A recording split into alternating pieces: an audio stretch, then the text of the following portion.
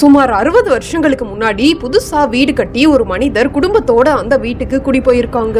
அன்னைக்கு இருந்து அந்த மனிதருக்கும் அவங்க மனைவிக்கும் அதிகமான சண்டைகளும் குழந்தைகளுக்கு அடிக்கடி உடம்பு சரி இல்லாமையும் இருந்திருக்கு. இந்த விஷயத்தை பார்த்த அக்கம் பக்கத்துல இருந்த மனிதர்கள் முனியோட்டத்தை மறைச்சு வீடு கட்டிட்டாங்க போல, அதனாலதான் இப்படி நடக்குதுன்னு புரணி பேசி அவங்கள ரொம்ப துன்புறுத்தி இருக்காங்க. இந்த விஷயம் நடந்து சில நாட்களுக்கு அப்புறம் ஊர்ல இருந்து அந்த மனிதரோட அக்கா வந்து வீடை சுற்றி பார்த்துட்டு மூளையில இருந்த கொட்டைக்காலை எங்கப்பான்னு கேட்டிருக்காங்க. உடனே அந்த மனிதர் வீடு கட்ட சுத்தம் பண்ணும்போது அந்த கல்லை புடுங்கி கொண்டு போய் போட்டோம்னு சொல்லிருக்காங்க. உடனே பதறி போன அந்த பெண், அந்த கல்லு நம்ம சாமியாடி பாட்டி ஊண்டி வச்ச கல்லு, அந்த பாட்டி சாமி ஆடுனா ஊருக்குள்ள நடக்க போற விஷயம் எல்லாத்தையும் சொல்லிருவாங்க. அவங்க ஞாபகமா அந்த கல்லுக்கு முன்னாடி தவறாம விளக்கு போடணும்னு அப்பா சொல்லிட்டு இறந்து போனாங்க, உனக்கு தெரியாதா? உடனே போய் அந்த கல்லை எடுத்துட்டு வந்து அதே இடத்துல ஊண்டி வையின்னு சொல்லிருக்காங்க.